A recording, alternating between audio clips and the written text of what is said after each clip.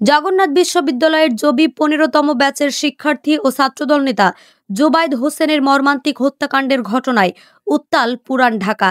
টিউশনি করাতে গিয়েই জোবায়েদ এই নৃশংসতার শিকার হয়েছেন বলে অভিযোগ শিক্ষার্থীদের। পুরান ঢাকার আরমানিটোলা পানির পাম্প গলির একটি ভবনের ৩ তলা থেকে জোবায়েদের রক্তাক্ত মরদেহ উদ্ধার করে পুলিশ। ঘটনাস্থলের বর্ণনা অনুযায়ী নিচতলায় গলায় ছুরিকাঘাতের পর প্রাণ বাঁচাতে তিনি সিঁড়ি বেয়ে উপরে ছুটে যান, যার প্রমাণ হিসেবে ভবনটির প্রতিটি তলায় রক্তের দাগ দেখা গেছে। জোবায়েদ যে ভবনে টিউশনি করতেন সেই ঘটনায় সন্দেহভাজন হিসেবে পুলিশ তার এক ছাত্রীকে জিজ্ঞাসাবাদ ও তদন্তের জন্য হেফাজতে নিয়েছে। এদিকে এই হত্যাকাণ্ডের খবর ছড়িয়ে পড়তেই জবির শিক্ষার্থী ও ছাত্রদল নেতাকর্মীরা তীব্র ক্ষোভে ফেটে পড়েন। তারা ঘটনাস্থলে ও পরে বংশাল থানার সামনে টায়ারে আগুন জ্বালিয়ে বিক্ষোভ প্রদর্শন করেন।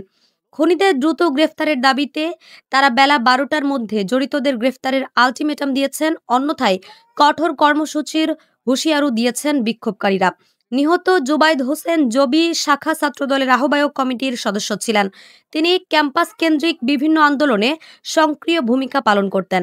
তার স্বজনরা দ্রুত খুনিদের গ্রেফতার করে সর্বোচ্চ শাস্তি নিশ্চিতের দাবি জানিয়েছেন। তার জীবিকা নির্বাহ করে, শিক্ষা ব্যবস্থা খরচ নির্বাহ করে, সেই ছেলেকে এভাবে হত্যা করা হবে, এটা প্রশাসনের একটা নির্লিপ্ততা অবশ্যই আছে। আমি কখনো বিশ্বাস করতে পারছি না যে জুবায়ের ভাইয়ের মতো মানুষের কোনো শত্রু থাকতে পারে। ক্যাম্পাস রিলেটেড বিভিন্ন আন্দোলন বিভিন্ন সময় হয়, জোবায়েদ ভাই সে সকল আন্দোলনের সামনে থেকে লিড করতে। যারা আমার ভাই বাচ্চাকে খুন করেছে সঠিক তদন্তের মাধ্যমে গ্রেপ্তার করে দৃষ্টান্ত শাস্তি দেওয়া হোক। সরকারের নৈতিক দায়িত্ব এবং আইনগত দায়িত্ব দ্রুত খুনিদেরকে বের করে তাড়াতাড়ি ফাঁসির কাস্টে ঝোলানো, এটা আমাদের